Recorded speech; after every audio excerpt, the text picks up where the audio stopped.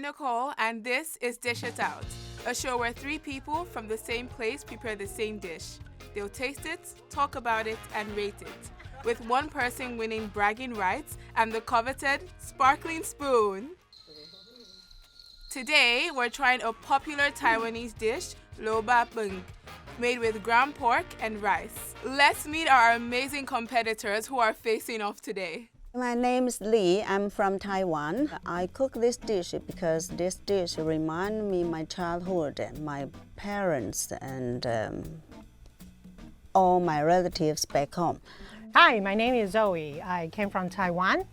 I love to cook because I failed my chemistry in school, so I think cooking is the best implementation of making chemistry become real. Hi, I'm Su Hao Shu, or Xu Zihao if you speak Mandarin. I'm also from Taiwan, and I love Labrador because it's one of the cornerstone memories of my childhood. I used to crouch on the floor with my grandmother eating her Labrador. Oh yeah, and full disclosure, Zoe is my, we'll call it older sister from the community, and also the lady over there on the other side of it is actually my mom. So I'm between a pro and my mom. I'm a rock and a hard place, and I'm here for the challenge.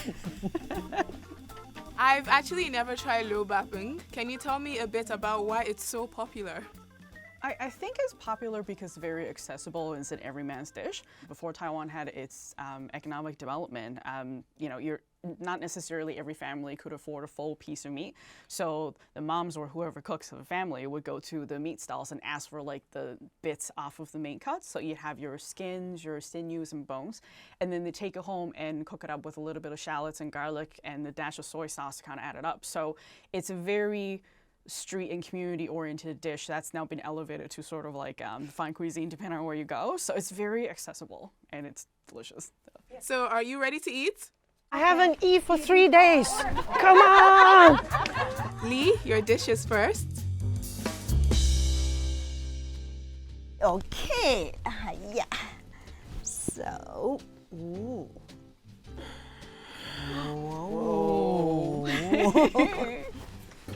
My dish is special because I cook it with all my love and my heart.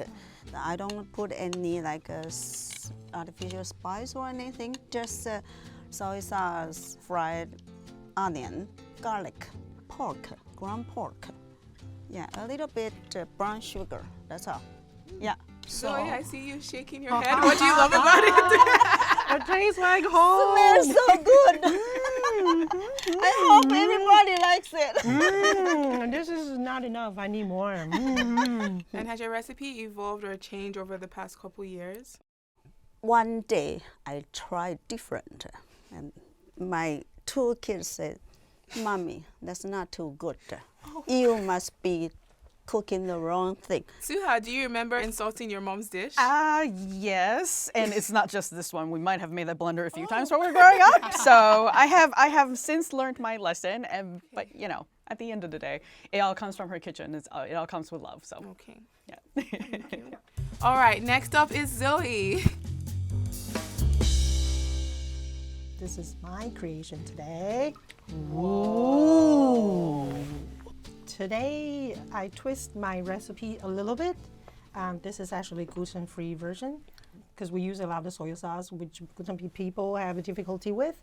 So I'm trying to work on a recipe that develop another route that make more people can enjoy Taiwanese or Chinese food. The city I came from has a very famous Labrador booth, that's what I call it, in a night market. And there are two booths, and one served with pickled cucumber, another one served with pickled vegetable, just to tell the difference. When I discovered they both work for me, so when I am making it, I just make both. I don't care. You can tell this is done by a pro. I mean, the presentation is great. Even, the garnishes and the side dishes are great. And a lot of the food back in Taiwan, there's a concept of food is part of medicine. I think there's spices in here, so it differentiates the smell and the taste from my mom's dish.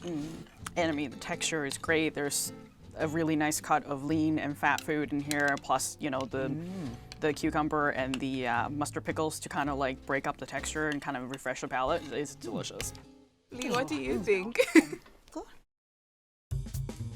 All right, next up we have Su Hao. Ta-da! Thank you.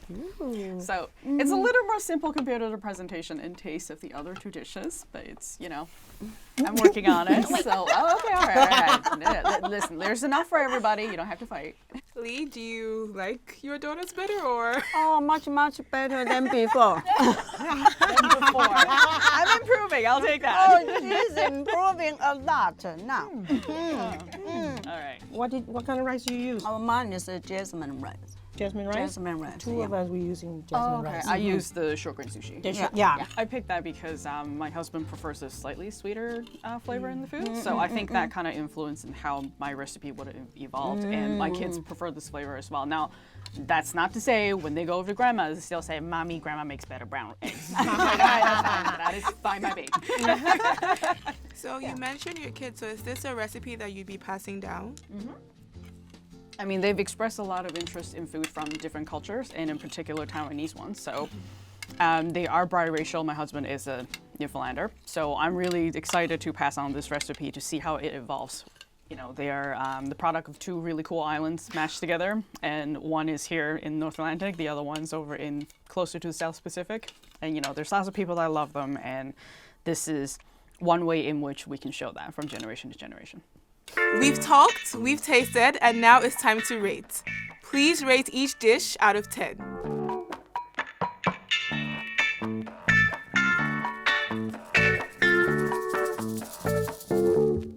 And the winner is, drumroll please,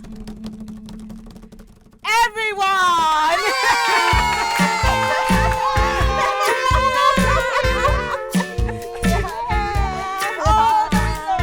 So you're all going to share the sparkling spoon.